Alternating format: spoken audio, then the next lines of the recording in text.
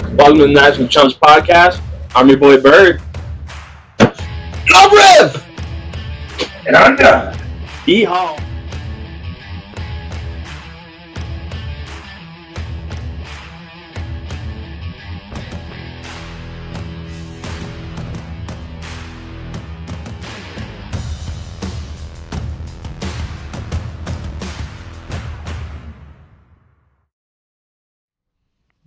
All right, everybody. Welcome back to National Chumps Season 2, Episode 4, the Talk the Jaybird Off the Ledge episode.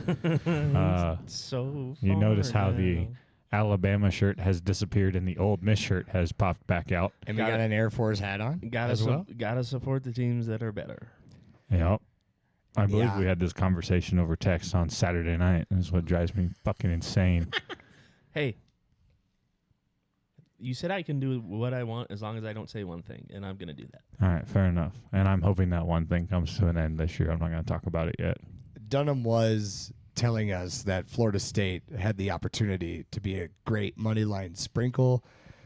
Dunham didn't even listen to himself, so let's not get too carried away here. So mad at myself for not doing it. Got caught up in the old weekend activities. I was stuck at a certain place for 14 hours on Saturday. Brutal. Happens. Yeah, 2 lightning delays. It was a great time. Yeah, after that Alabama upset, my aunt and uncle, they live in Georgia, but my aunt is an FSU alum. And when I said want to win by Florida State, that's the fastest I've heard back from my uncle in a long time. So football means something different down there, but that was crazy. So you can never go wrong with family. Nothing stronger than family. The first game that we're going to get into was the game on everybody's radar from the beginning of probably June. Yeah, June. Texas and Ohio State. Ohio State comes out victorious in a very, very sloppy game, which kind of seems to be the theme of week 1, where Ohio State comes out on top 14-7 and made a lot of people probably really question that Arch Manning future bet on his Heisman Trophy. This game stunk. Brutal. It was a massive letdown. It was. That's for sure. It did kind of pick up some steam in the fourth quarter. Texas had plenty of opportunities to get back into this game. So I don't know if it's a testament to how good Ohio State really is or could be, or just the lack of preparation from the Texas Longhorns. I think I said a long time ago that we were all getting hyped for this game, but these would be 2 of the biggest disappointing teams at the end of the year. I'm going to stand by that. Matt Patricia did a decent job on defense, confusing Arch Manning. Everybody was covered. However, if you watch the game at all, Texas kicked their ass and just never could figure it out to get it in the end zone. Right. They had 336 total yards of offense. They outgained Ohio State by over 120 yards. Well, and I'd be interested to see the time of possession in this game, too, because it seemed like every time I turned on the TV, Texas had the ball. Yeah. And, getting the goal line stop, Steve Sarkisian, I have some real question marks about your creativity in the red zone. You just now have questions about Steve Sarkisian? Well, I mean, I feel like the question has been there since, the last time these 2 teams played. He didn't have it there. And he's had question marks since Washington. This offense, when it got inside even the 10-yard line, just sputtered. There was nothing creative about it. Maybe the guy should watch some Andy Reid film and get some ideas on how to use this recruiting class or whatever you have right now, which is supposed to be the number 1 team in the country, to move the ball a singular yard, because that was embarrassing. Yeah, I mean, Ohio State went true.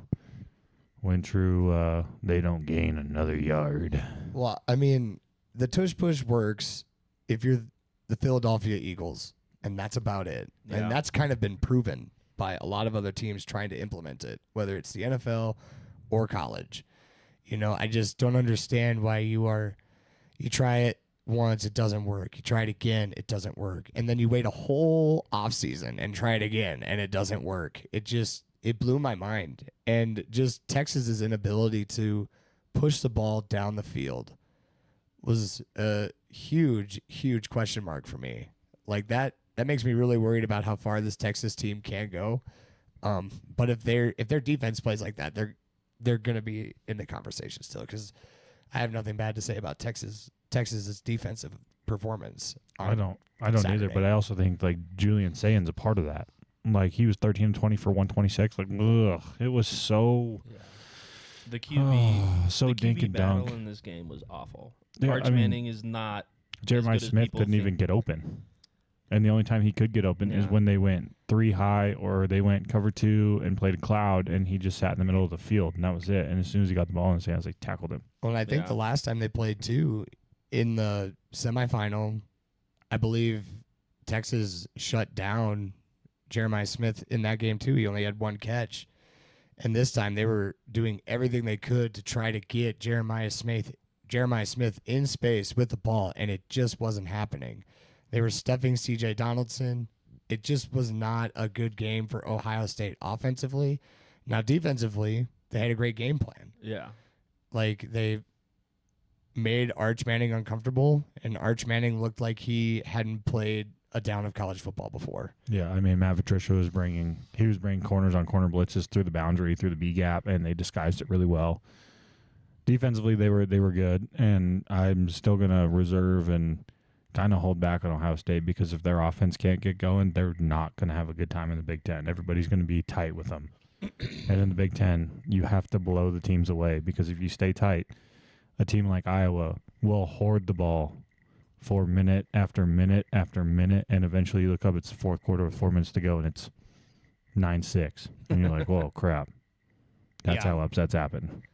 Jaybird, what are your big takeaways from Texas, Ohio State? I think my biggest one is that the last few years for both of these teams, quarterbacks have been, kind of the staple for the teams.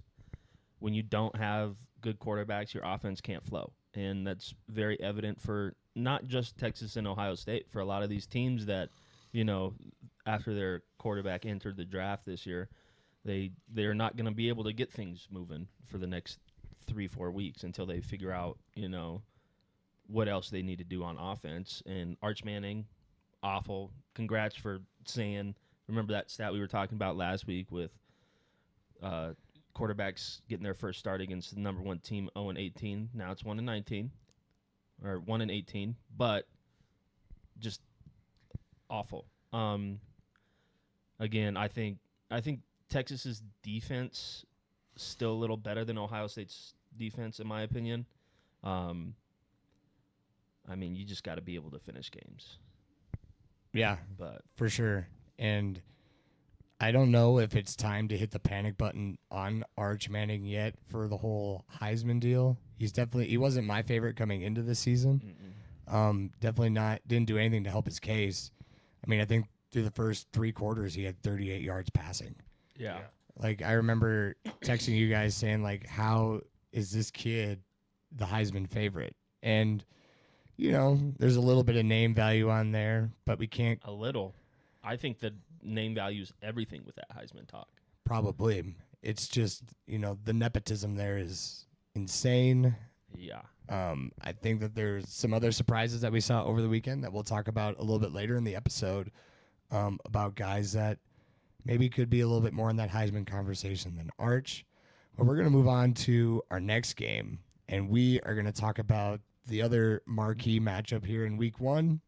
Again, a little sloppy, but we're going to talk about LSU going in to Clemson and taking down the number 4 Clemson Tigers. I thought this game would be a little bit more exciting, especially when you have 2 quarterbacks like Nussmeier and Klubnik throwing the football. Like Clemson was just stalled out from the get-go. Oh, I thought, like, speaking of Heisman Trophy favorites, I thought Nussmeier played like one. Yeah. He was good. He I was would agree. in control. He looked comfortable. Clemson never really put him off the spot. One thing that reigned true across all of college football in week 1, receivers and the case of the drops. I don't think I've ever watched so much college football where the receivers drop the football in spaces where they're open, not even contested catches, just dropping the ball open.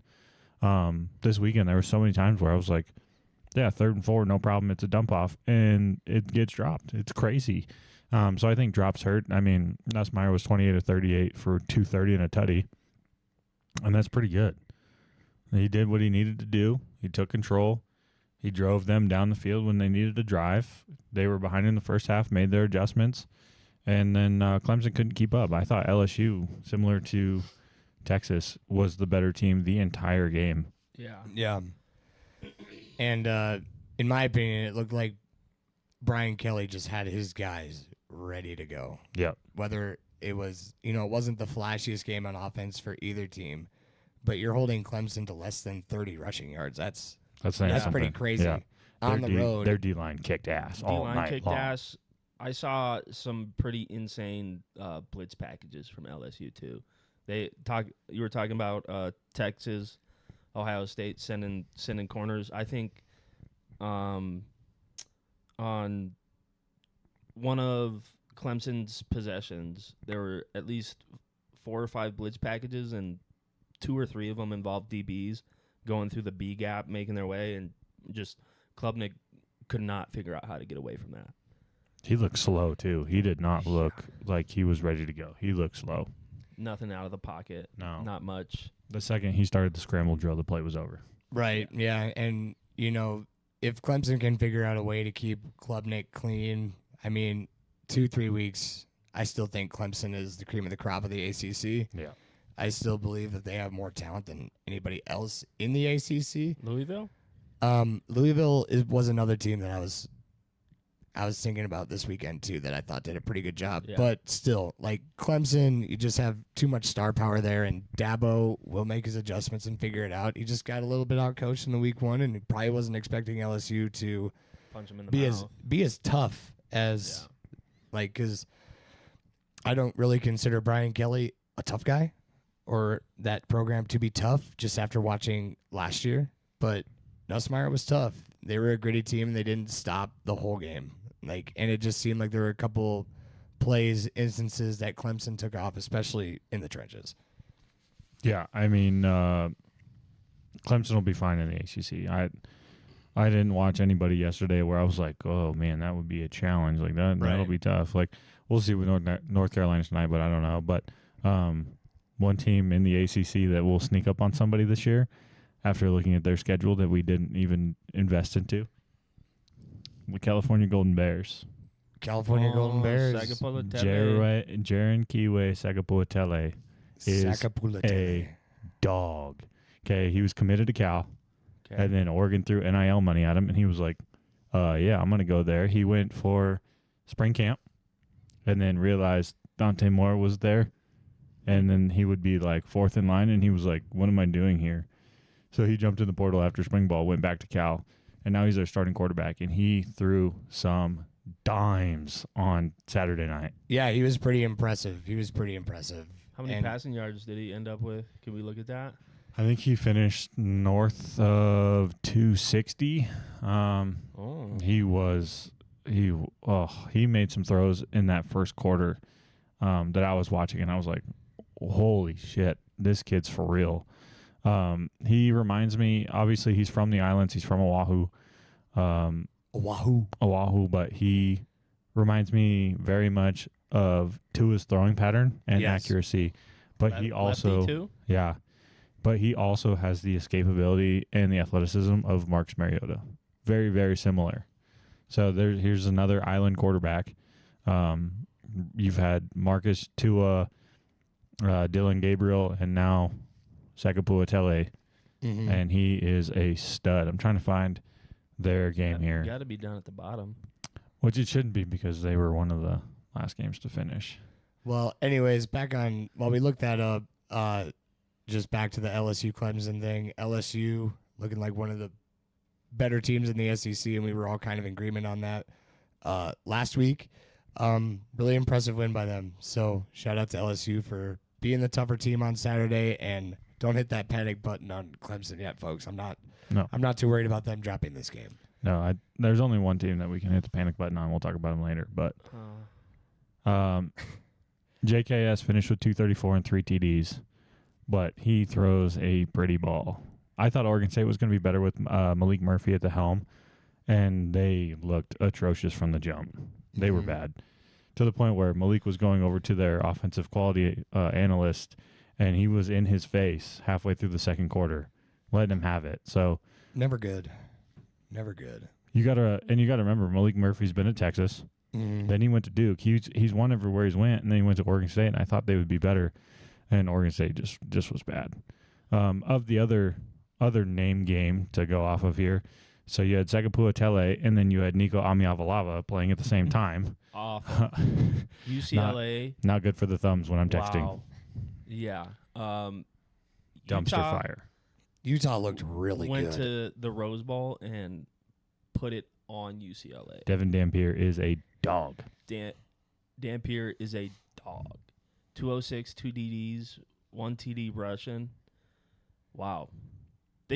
Their defense looked phenomenal too.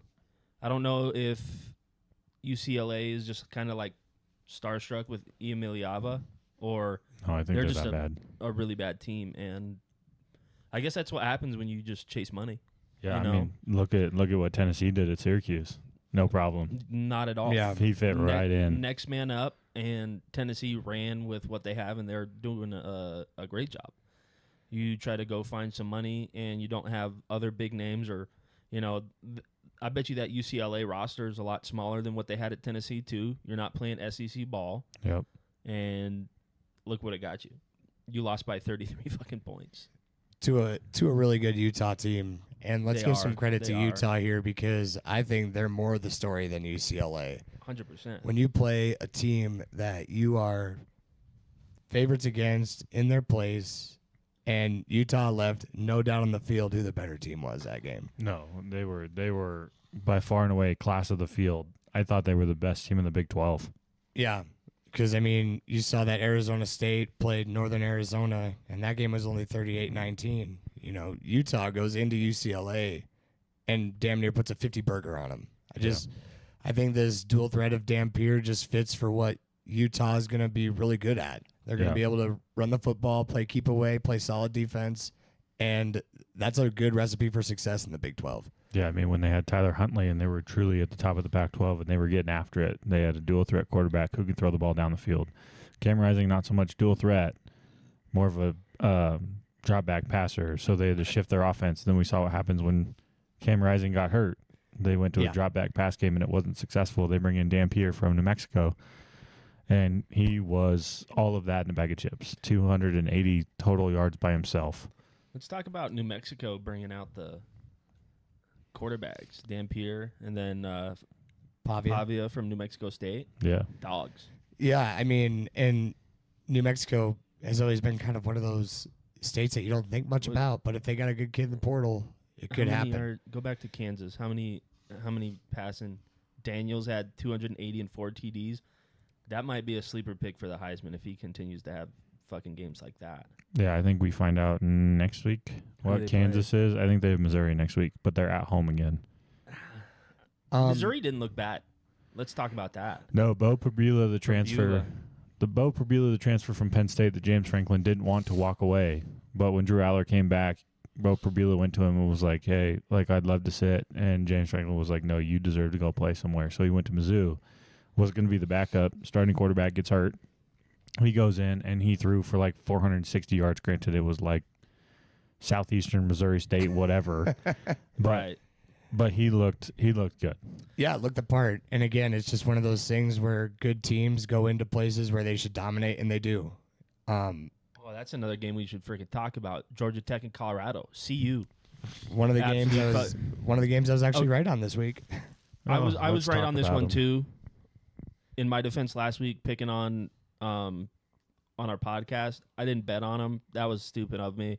But holy fuck, how do you get 3 turnovers in the first quarter and you don't capitalize? You should be up fucking 21-0 with 6 minutes to go. You can't finish. Caden Salter could not throw a ball over 15 yards. But guess what? He looked better than Shador did. I wouldn't disagree on that, but I'm just saying, how do you have that many turnovers and don't capitalize? Coaching, malpractice.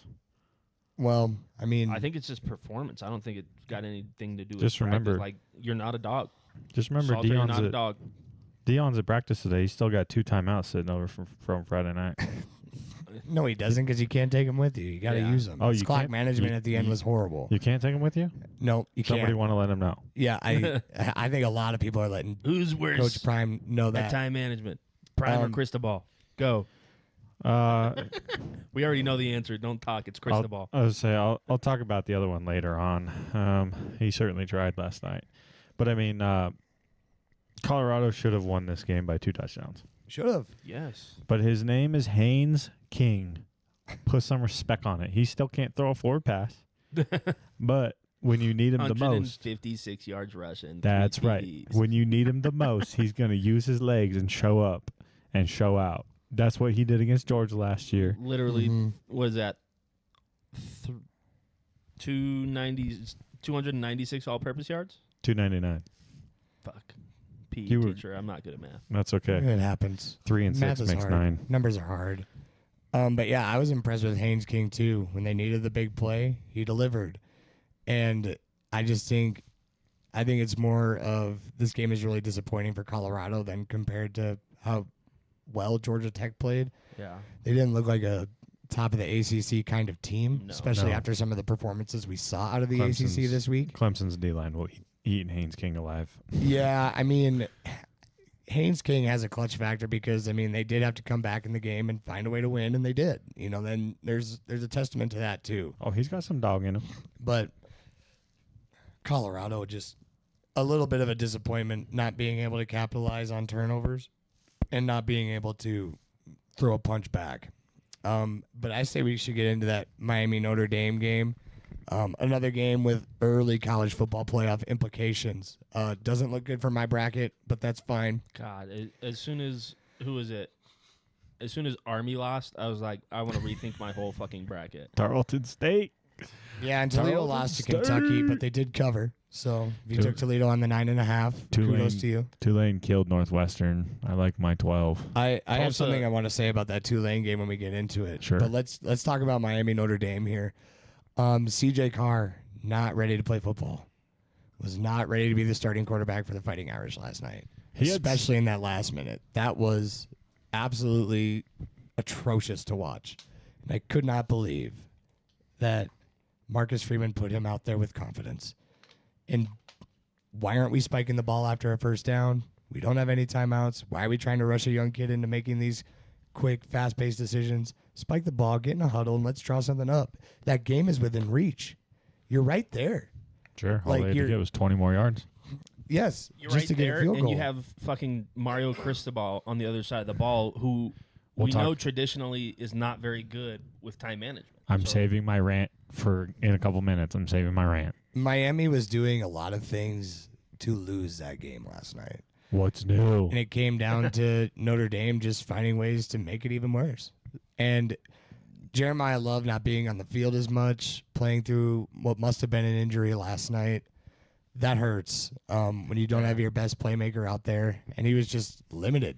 10 for 33 is a horrible stat line, especially when you are a Heisman Trophy candidate. So pretty disappointed by the effort that Notre Dame got out of Love last night, but in the later stages of the game, he wasn't on the field as much as he should have been. And there must have been some sort of injury or something else going on. Hard to speculate on that since I'm nowhere near the sideline at Hard Rock Stadium. But I don't think Miami's going to be too much of a threat.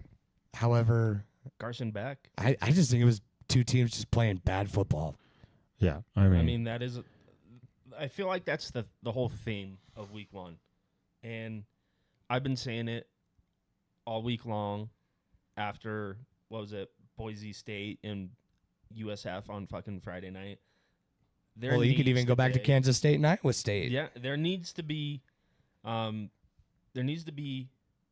preseason of some sort, or like allow these coaches to do integrated scrimmages and practices with another team, like CU and CSU, right down the street from each other. USC, UCLA, right? Just go. You guys get the whole week. You practice together, okay? Because all the other sports do it, right? NFL, they do integrated practices, and then they get a preseason game, right? 3 of them. Baseball Has a whole month. spring training, 2.5 months. right? right? NHL has preseason. Baseball, And, NBA has even preseason. NCAA baseball has Yeah. fall ball. Well, and Right? they can do fall scrimmages. They can do 4 of them. Okay, basketball, they have tournaments going on before they get into their actual season. Why is it that football doesn't get that opportunity? And I saw, of course, it's Coach Prime. Coach Prime was trying to get clearance to do it with CU, but I don't disagree with that statement, thinking that they should get some type of matchup or something before they have their first week games. Because if we're looking at scores, offense, defensive, output, it was shit through most of the games for week 1, especially if you have a top 10 marquee matchup, right? Then we look at teams like BYU, Penn State that are playing Florida, that are playing absolute dog shit teams, and you would expect them to win by and cover those 50-point spreads, but Yeah, I think looking at this week, if you're a top 5 team next year going into next season, looking at schedules, you probably don't want to play another top ranked team week 1. no. We all thought everybody probably thought it was going to be great, seeing all these top 10 matchups. You got Notre Dame, Miami, you got LSU, Clemson, and then just the shit show that came out of all these top 10 matchups. Yeah, as a fan, we're Not cheated. good. It's Yeah. too good too early. Yeah. Too good too early. Exactly. Yeah, Right. I want to see these two teams when they're fucking averaging 500 yards a game, and Carr and Beck are going 29 for 30 and not 19 for 30. I mean, Yeah. a week 3 marquee matchup is going to be a lot more enjoyable to watch. I'd rather see Texas and Ohio State after they played a couple, teams get their feet wet. Right. Yeah. Figure out some guys in your offense that might work. I think that's one of the benefits of, take a look at that Penn State Nevada game. You get an opportunity to put guys in different spots because, well, you're up by 35 points. Like, let's go see what this offensive lineman can do. And, if you got guys that are competing for spots still, it's hard to compete for spots when you're doing a 1-3, a 6-10, a 4-9 matchup. Yep. And granted, they are fun. They add a lot more to, the lore of the season, right? Like, yeah. we're going to always be able to look back, even if Notre Dame finishes 11-1. We're always going to look back and say, well, they did lose to Miami. Yeah. And Miami could finish with 6 losses. Sure. But they were ranked number 10 at the time. So what matters from it? I don't really know. How do you fix it? I think you try to do some scrimmaging, some joint practices, I think help a lot. I mean, watching Hard Knocks, it sounds like the Bills and these other teams that have been on the show or the program have always said we get more out of joint practices than we do from the preseason games. Oh yeah. So, I don't know. It's something that I think that the NCAA should consider. I understand that they don't because they're worried about injuries and now with NIL deals and all this other stuff and how much money you make from Texas, Ohio State. I mean, like we said, they've been talking about this game since June. But the teams weren't ready to play until it got to the 4th quarter. Yeah. Yeah. And it was the same thing with Notre Dame, Miami. It wasn't really fun, good football until the 4th quarter, unless you're into just constant sacks, turnovers, like defensively great. But there's not a lot of college football fans or football fans in general that want to watch a 9-6 slugfest between a 1 and a 2 the first week of the season. Now, I will say, like, sometimes in the new playoff era, not so much, but like in the old BCS, the 4-team playoff, these games like this would derail the whole season. We almost saw it with Kansas State on Saturday night. 100%. Kansas State came back from Dublin, Ireland. They almost lost to North Dakota. Yeah. North Dakota, good program, though. They are, but like you're not like Avery Johnson's better than every player on the other side of the field. They don't have dudes, and it took them all the way down to the last minute. Like, Yeah. games like this can derail a whole season. Like, who knows what Notre Dame becomes now? Is it like, oh, well, woe is us. Love is hurt. What are we playing for? Right? Like, and we'll get to it in a minute, but the other team, I'm not worried about Texas and Ohio State because they still have everything in front of them. But a team like Notre Dame doesn't have a conference championship to play for. No, like They they gotta win out. Yeah, they lose one more game, they're done. Yeah. Right? Like, In theory, Put them in the Pac-12. they should join the ACC. And the just, ACC would should. make the most sense for It Notre would. Dame. It would. they should just do it. It's where their other sports are at. Or join the Big Ten since they have the NBC deal now. You could argue with the Big Ten too. Something like that. But Coming soon, we're going to do a National Chumps realignment. I like it. That would be a great time. That would be a great fun. time. That Okay. would be fun. All right, my turn. I want to hear the Cristobal slander that you got dialed up for us. All right. So I said it last put week. my mic I down. think I took Notre Dame on the podcast last week. Sorry. Okay, I flipped script real quick. I put my money on Miami money line, but I wasn't thrilled about it. And here's why. So we get down to the fourth quarter, right?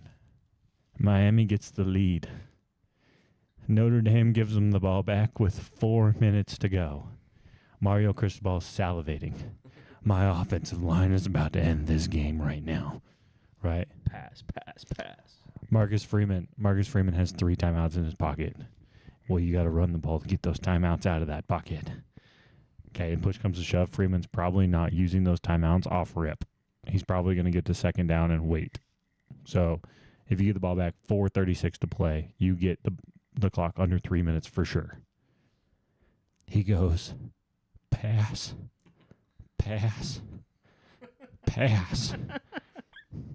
Incomplete. And what do you know? They're Now, is that on Carson Beck or, like we said earlier, just not catching the ball? No. It's 4-minute offense. You have to do something to get the timeouts out of the pocket and put some pressure on Notre Dame to get a stop. Instead, Carson Beck drops back and goes, I'm the savior. Both Cavendiller twins broke up with me. My cars got stolen. No one's believed in me. And then he tries to play hero ball and goes incomplete. Stop it. Run the damn ball. What is it? Like, this is the blind side. Run the damn ball, Bert. Mm-hmm. Right? I want to do the same thing. Call Mario. Run the damn ball, Mario. Right? He's got, like, his interview after, he's like, look around. Ed Reed. Andre Johnson. Right? All the alumni thing that they love to do. The alumni got to be sitting there going, would you run the damn ball, please? Yeah. Get the ball out of Sid the Sloth's hands Please. and just let him hand it Please. off. Anyhow, so they punt the ball back to Notre Dame. CJ Carr's only good throw of the night. Pass. Notre Dame chucks it down the sideline. What do you know? We go busted coverage, touchdown. Miami gets the ball back with like what was that? 2:26 to go, and it was like, all right, 3-point game. What are we gonna do? He sit there. He doesn't go pass. He goes, all right. Last time we went pass. It didn't work. So now we're gonna go up the gut. Okay. You don't think Did Marcus? that work? You don't think Marcus Freeman's sitting over there going, engage eight. Hammer in. Everybody's blitzing. And the worst part is there's no motion. There's no read guy. There's no new settle. It's literally shotgun snap, inside zone. Shotgun snap, inside zone. And Notre Dame gets the ball back. All their timeouts are gone. With 1:08 left after they make the field goal to unbreak the tie. Yeah. Right? They're in field goal range. They get the lead, and then CJ Carr. That's on him, man. Dude, I'm concerned about that kid's safety. He ran the ball so many times, and like he saw a defender coming, and then he just turtled and like put his head down like this. Somebody's going to break his neck. And that intentional grounding play that he made too at the end. That was He made 2 intentional grounding calls. It was like, what the hell are you doing? yeah, and it's just they're just kids. They are. I had a whole $4 actually. I had to bet with what I had left. I'm never mad at the kids. No, you can get mad at the kids. No, I'm not going to get mad at the That's a- kids. Yeah, you know what? Fuck this. I'm fucking mad at Madsen from Boise State. No, this is his stop fucking it. fault. Oh, my. No, stop It's it. his fault that I started off 0-11. Okay? Nah, I think it's I think it's the kid from USF, Byron Brown. Byron Brown. That kid, I like that kid a lot. That He kid. I think had you a good forget, like start. 2 years ago, USF played Ty Simpson and Jalen Milroe and Nick Saban super tight down in South Florida. And everybody was like, does Alabama have a quarterback problem? Well, The answer is yes. turns out absolutely they do. Ty Simpson's ass. But I mean, Who's next in line? Who's their backup? That's Put the 'em in. problem. Put him in. I get what you're saying. We don't want to get mad at the kids because at the end of the day, they're getting coached. They have to be pretty coachable at this point in Bull their fucking careers. shit. They're getting paid to do this now. Yeah, I know. They're That's professionals. that's where I'm kind of at. We can like CJ Carr, man, that is such a bad mistake. And it's Sure. a bad mistake to not get up on the line after the first down and spike the football. But what happens? What happens if Notre Dame they get a broken coverage again? Who are we blaming today? I'm absolutely screaming at the top of my lungs that Mario Cristobal and his clock management is back. Well, you still are. That's the point. But Well, yeah, because it's going to like everybody today I've heard is, oh, Miami's back. Oh, Miami's back. Somebody tell me Mario Cristobal's record in the month of November when it matters the most. I think we said it was 4-11. That's right. It's horrendous. You know why? Because those games you require clock management. I just remember listening to Michael Lombardi on the GM Shuffle scream, somebody get that guy an internal analyst for clock management because he doesn't know what he's doing. And he was screaming that about Dan Campbell when he was the original coach of the Lions. Yeah, I mean, I'm mad at Notre Dame. I think they had it in their hands and they just made too many mistakes. They had a little comeback there at the end. Like Cristobal was doing his Cristobal thing, gave Notre Dame a chance when the game should have just been put away, and they didn't do it. Because, I mean, they were down 10. Mm-hmm. They weren't down like a touchdown. It was 2 scores with 4 minutes to go, I know. and he gave them a shot. Literally. But that's also college football. We're going to take a quick little break here, and then we will get into some of our disappointments and some of our surprises from the week. All right, everybody. I know that my picks this week were probably the worst because I gave out spreads and money lines. However, we got a text on Friday night from a certain somebody here in the middle that was talking about how he went 0-11 in the sports book. Brutal weekend for the Bird. It was a true fade Bird weekend. The second he said, I like Notre Dame tonight, I jumped on Miami money line in a heartbeat. And it worked. It paid off for me. That's I was for already too deep in Notre Dame, South Carolina in that parlay, so Yeah. I was not able to cash out. Although Cristobal gave me some hope there at the last He certainly tried. the didn't last 2 minutes. But so now we know if Jaybird gives you a pick, roll with the opposite until otherwise. And speaking of somebody that was not rolling that Jaybird loves, the Tide. Brutal. So Jaybird has his least favorite dish here, which is mushrooms. No, not those kind. Just regular old mushrooms. Portobello mushrooms. And honestly, it looks a little tasty, but we're gonna make him eat It's it. it's a feel thing. It's too mushy. I can't stand it. I would have much rather had the sushi, but I opened my mouth and said I didn't like mushrooms more. Yeah, that was his own fault. So Jaybird's going to eat the mushrooms. We also have another surprise embedded here. Go ahead, brother. Go. Nuclear inbound. Nuke inbound. If we get a live shot of Jaybird. Oh, no. Oh, no. Oh, Blowing no. chunks already. I really can't fucking. Oh.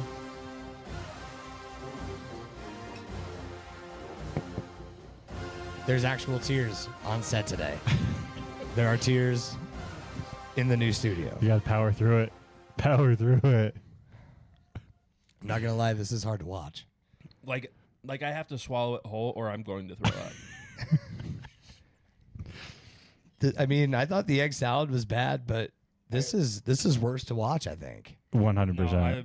No, I would literally eat anything. I'd rather eat a cricket than probably fucking mushrooms, if I'm being honest. Crickets can happen. Crickets are good. Crickets can happen.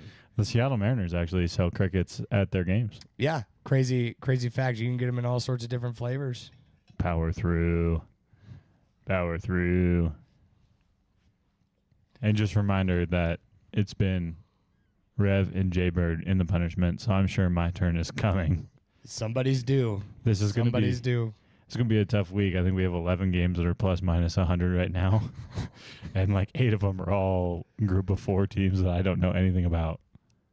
This is a lot of concentration out of Jaybird right now, not to blow chunks on set. This looks like the Survivor Challenge where they got to eat like caterpillar. Yeah, or like Or a spider or some like weird pig brain. fried scorpion. And they're like, Oh, and just- that noise alone right there, Dunham, just gave me the willies. But, Jaybird's being a trooper. We're going to take a quick little break. Oh, my gosh, what a scoop. What a scoop. This is nasty. Show me the plate. Show me the plate. Show me the plate. Clean plate club. Plate is empty. All right, we're gonna take a little bit of a break because I don't know if we can handle anymore. Oh, there it goes. There it goes. Oh man, that was awful. We're right here. All right, Jaybird, keep pulling through. We're gonna take a break, folks. All right. Go Cougs. Anchor down. Go Cougs. Go Panthers.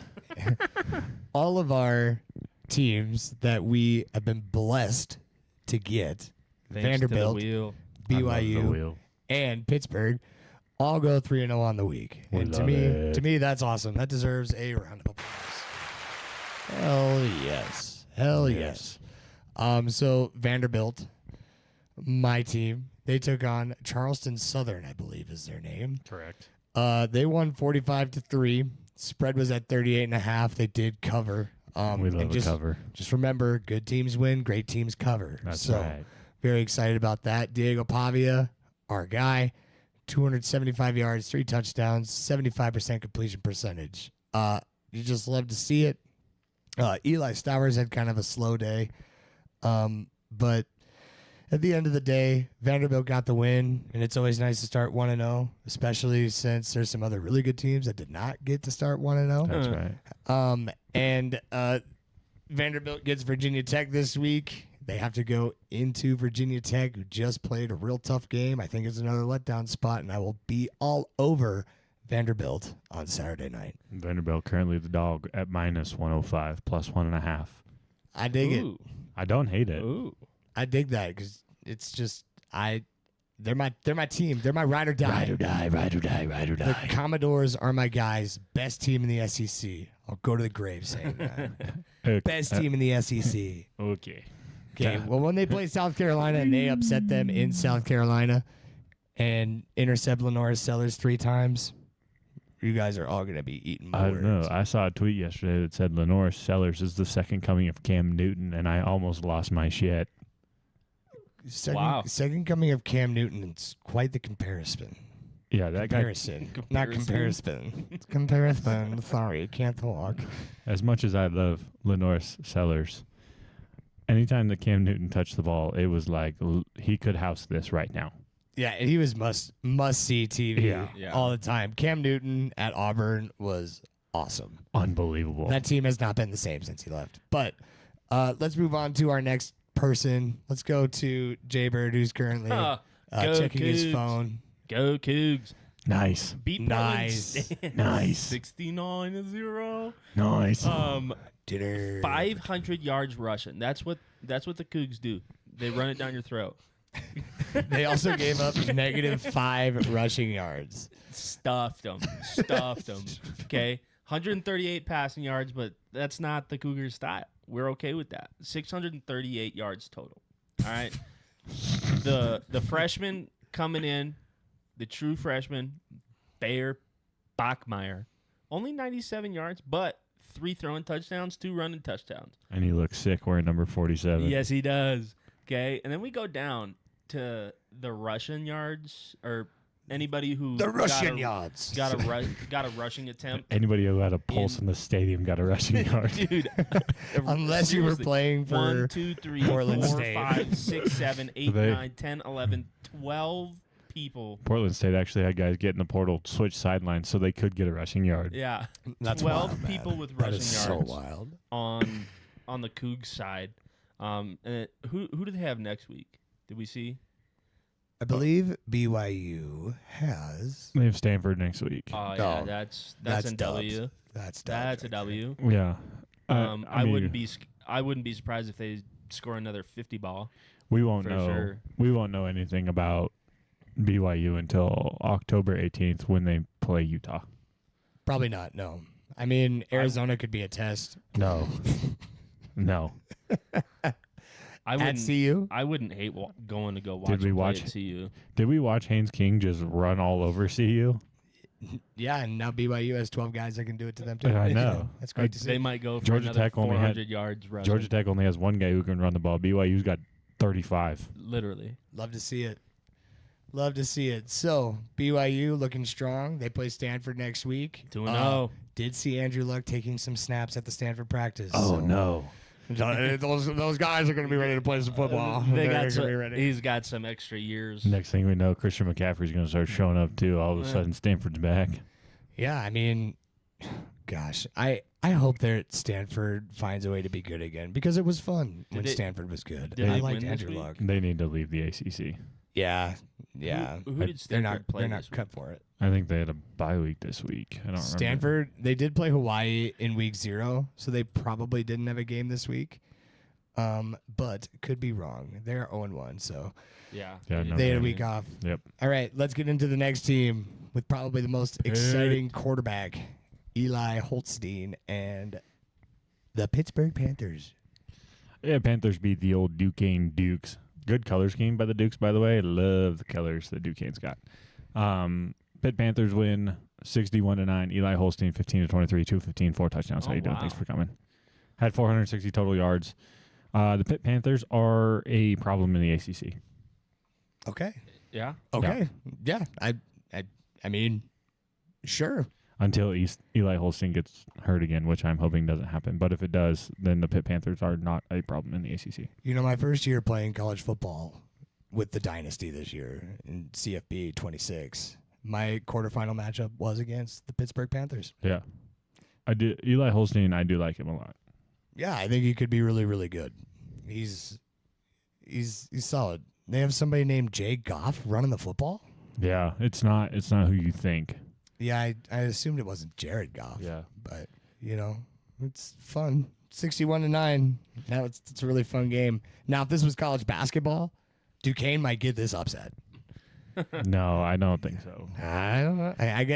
I hope mean, they play Pitt's- some Pitt's college not basketball great, together but- this year. Is it college basketball season yet? Oh my gosh, I hope That so. was a good time. I'm starting to For get that betting's sake, itch. Starting to get that itch. we need college basketball back. We can't keep losing money on college football. Yeah, But this this is the week podcast, where we bread and turn it butter. around. We turn it around this week. I'm confident. I'm not betting. This is a tough week to bet. Tough week to bet. Hell but no, we're we'll all figure over it. out. I'm Maybe I'll taking put. BYU, Pitt, and Vandy. I think I'm gonna. Well, Take it to the pay window. yeah, okay. If you guys, if we're gonna start taking minus 4,000 money lines, then I'm in. I gotta win fucking money somehow. Money is money. If you bet $5 to win 25 cents, you now have $5.25. Yeah, I mean you You never get the go. 5 back. You never go broke taking a profit. So I think my biggest disappointment this week, I do have to get into this, is this Tulane Northwestern game. So as some of you may know, 20 years ago, Hurricane Katrina really impacted the state of New Orleans, or not the state of New Orleans, Louisiana. This game was being played, and Tulane had a jersey that they wanted to wear against Northwestern. Indeed. That was supposed to honor Hurricane Katrina and its victims. You know, this is a great thing for Tulane to do, especially being named the Green Wave. Could be a little, sensitive there. Mhm. But Northwestern did not allow Tulane to wear those uniforms. They said no. What? Yeah. They said no. Northwestern is like, no, we are going to be the team wearing white today. And I wish Tulane would have beat them by 50. Because in my opinion, and this is Northwestern we're talking about. Like, this is a classy program. Like, Right. this is a prestige academic whatever university Sure. in the Midwest. And Midwestern people, most of the time, are pretty nice. Yep. But the fact that they didn't let Tulane wear those jerseys, I just thought that was really disappointing.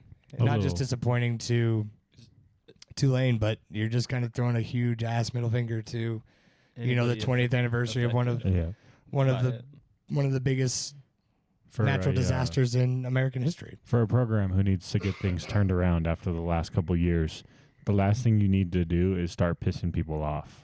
Oh yeah, Because if you guys watch the documentary, there's a lot of people who are from New Orleans that had to move elsewhere and start over, and those people are all over America. And the last thing you want to do is piss off people from all over America. yeah. So that didn't Did sit it- well with me. Do they get to? Are they going to wear them for another game now? Probably. Hopefully. I mean, I would assume that somewhere along the line that they're going to make it happen. But Another school is going to come out of somewhere and be like, hey, we would love for you to wear those jerseys And- when you play us. and hopefully they do. So that was my biggest disappointment in week 1, not getting to see the Tulane Katrina honor jerseys. Also, if you're on Netflix, watch that documentary. It's pretty solid. It's wild. Ryan Williams in concussion protocol. Well, Yikes. Let's Do you take wanna- that into the Dunham's do we- disappointment of the week. Are we ready to? Is it really Dunham's disappointment, though? It's mine. And Dunham just likes it because I like Alabama. Dunham likes it a lot. So, Dunham. Not this fucking thing again. Here we go again. Ladies and gentlemen, National Chumps presents the Chump Bucket. It's Chump Bucket time. That's right. The darlings of college football are dead. The dynasty is over. 2 decades. 2 decades of waiting for this moment. The Crimson He's got Tide. a whole fucking speech dialed in for this. The Crimson Tide Came ready to go. Came are ready to dead. go. Kalen DeBoer is gone. I hope so. The only thing saving Alabama is if fucking Saban comes back. Dear Alabama fans, Nick What? Saban is not coming to save you anymore. Florida State Get it- owns you now. Get a little closer. SEC is no longer your conference. It's over.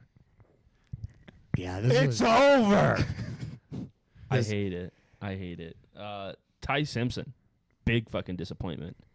Defense, big disappointment. How many yards did they give up? It's got to be over 300. Yeah. They got their ass kicked. Finally. DBs. Somebody did it. DBs, the secondary for Alabama. You need to figure something the fuck out. Minus 606.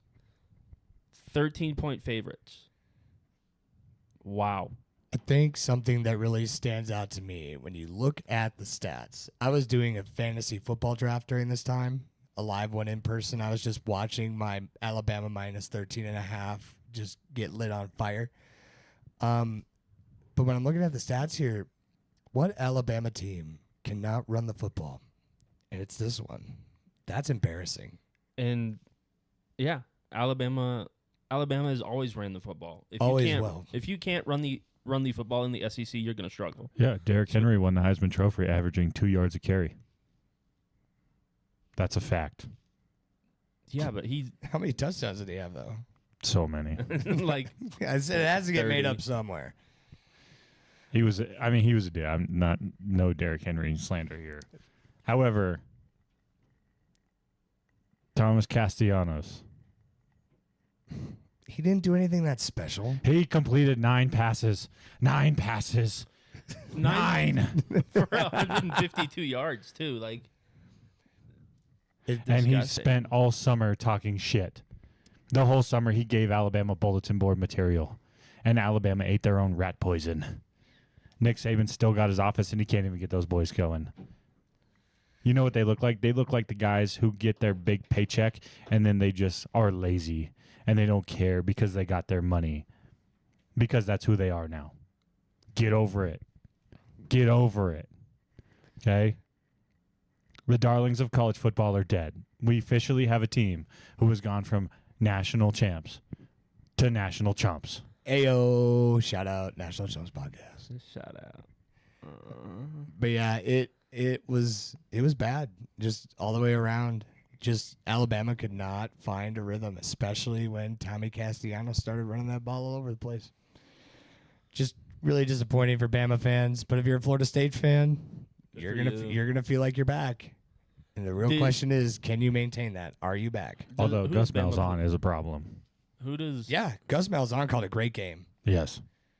Who You does gotta Alabama remember play he next won. week? They play it's University of Louisiana Monroe, who also has a history with Alabama. Hmm. Mm. Hmm. Mm. Does No. Alabama lose this game? No.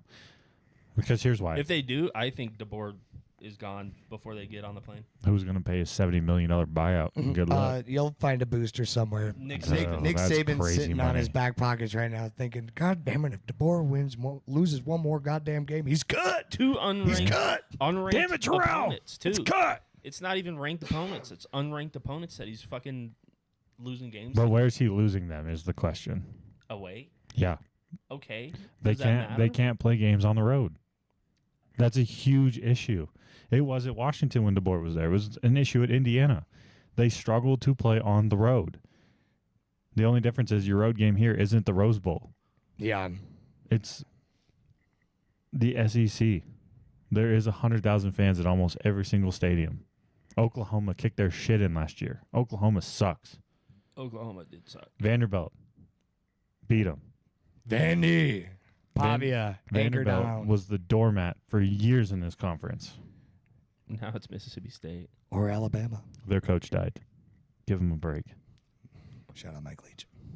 Yeah. Miss you, coach.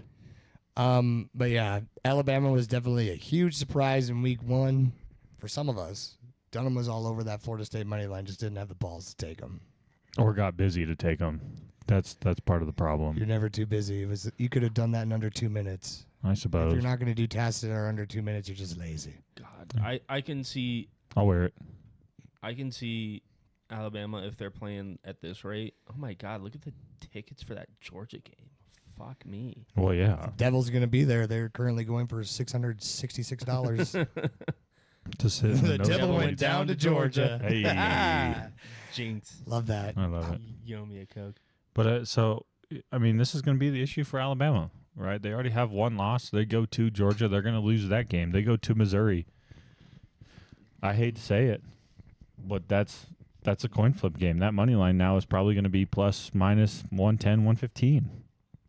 Like, And they're at South Carolina. and then they go to Auburn in the Iron Bowl. Oh fuck, that might Yeah, Auburn might win that one this year. yeah.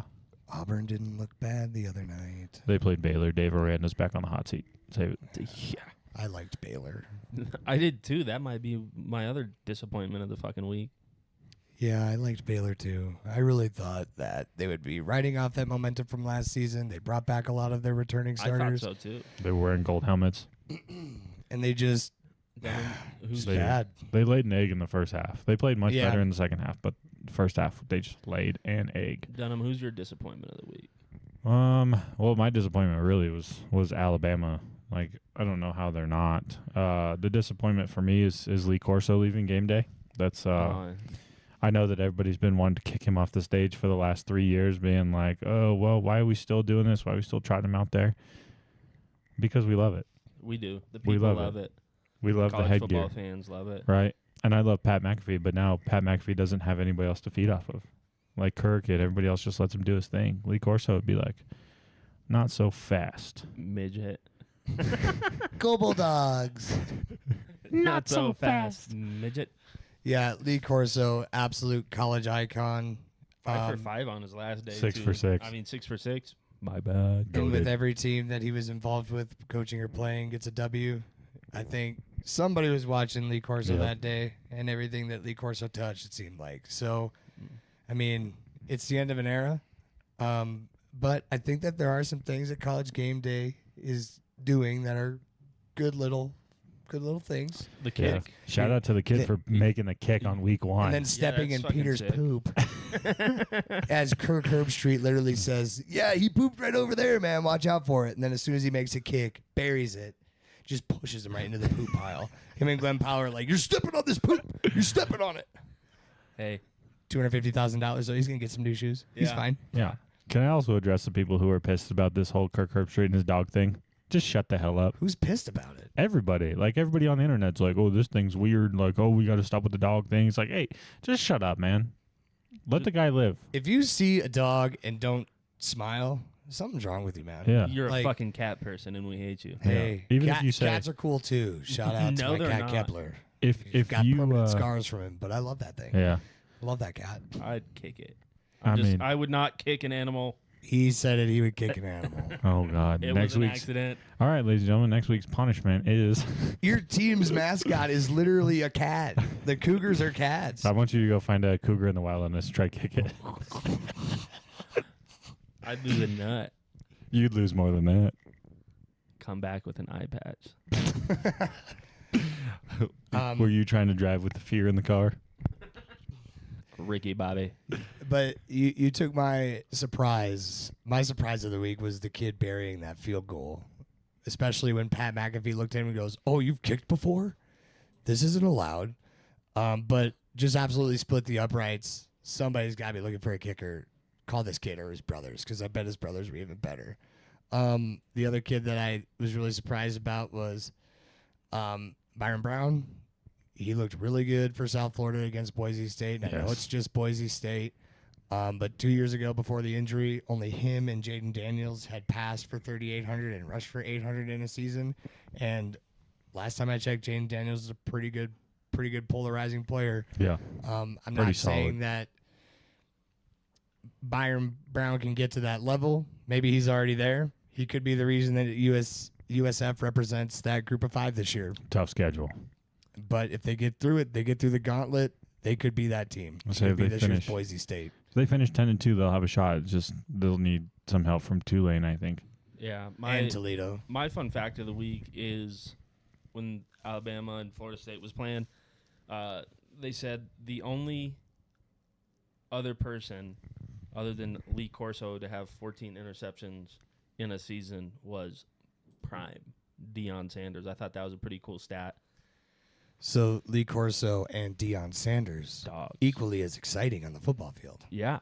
Had to be. Without a doubt. I would Except one played 2 sports and was kind of a dog. Yeah. So, I mean, prime Deion or prime Lee Corso? Who we taking? I'm taking Prime Deion. No, better I'm better taking athlete. Prime You Deion, got to go prime Deion. But However, that if is a we're- cool tidbit, though. That If is we're a cool looking tidbit. for Yeah. prime college football picker, I'm taking Prime Lee Corso. Yeah. If we're doing football picks, give me Lee Corso any time of the day. I think he finished over 500 for his career. That's pretty good. The Pretty team good. that he picked the most, Ohio State. And Not they surprising. Won. And they won. I thought game day could have done a little bit more with his send off. I I know that thought- we were watching it together, Dunham, and we were like, he's gonna dot the I. I thought for sure he was dotting the I. I thought that would have been perfect. A brilliant send off. What an incredible send off that would have been. Yeah. But keeping it simple, you can't beat the classics. A little bit underwhelming, but he did have a whole doc. He had like the whole 3 hours dedicated to him. Yeah. Like, In the tuxedo. I hope that he lives for a long time still, because I do Yeah. love Lee Corso. Wouldn't I it be kinda fun thought- if week 2, if they were like, this week's guest picker, Lee Corso? I goes thought it over was to kinda Fox. Cool. I thought it was pretty sick that Ohio State's band, when they were making the pick, had Corso spelled out behind Yeah, that him, was too. cool. Yeah, Ohio State's marching band, incredible, Yeah, and Yeah, solid. incredible. it was Best it day was- band in the land. It was definitely pretty cool.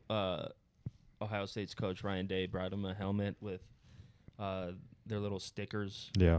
every time he picked them, and then he handed him one more and was like, "Just in case you pick us today," even though we all knew he fucking was. It's Oh, all yeah. right. They still can't beat Michigan. But anyways, Dunham, did you have a surprise this week? Somebody that stuck out to you? I mean, we already talked about him. Jaron Kiwe Sekapuatele was special. Dog. Like I was like, Love your lefties. I love my island lefties. You know, I can't stand left-handed quarterbacks. I just can't. me neither. stand It looks weird. The ball spins funky. And to be honest, I was expecting him to go out there. If you've ever been to Corvallis, that environment can get pretty rowdy. It's tough to play there. Is that a compliment to Oregon State? It is a compliment to Oregon Whoa. State. Whoa. I know. We have a whole new Dunham on this program, guys. Yep. In 3 weeks, I'll change my opinion. But that environment can be pretty rowdy. It's a tough place to play. And he waltzed in there. First drive, they went 3 and out, and then Oregon State had a substitution penalty on the punt. And then first play after their first down, he took a shot, went downtown, threw a beautiful rollout back shoulder ball into the end zone touchdown. He was special. So he's got it. He's got that thing that, Cal quarterbacks seem to find a way to show up. I don't know if you guys know this, but they had Aaron Rodgers. I do, yeah. They had a guy named Jared Goff. Yep. And if you put Jared and Aaron together, you get Jared. Second part, tell it. Hello. How you doing? Thanks Wow. for coming. So we have Alabama in the chump bucket, but we have our chump chain out here again. I'll hand it over here to the bird. I shouldn't have this. You take it. The jump chain can really only go to one person. We're going to stick with the theme of college football, it seems like. And we're going to give it to the legend, Lee Corso, going 6 for 6 on his last week. And really just being one of the strong points for college football the last how many years. I don't think I've ever seen game day without Lee Corso. It's going to be definitely a different vibe for years to come.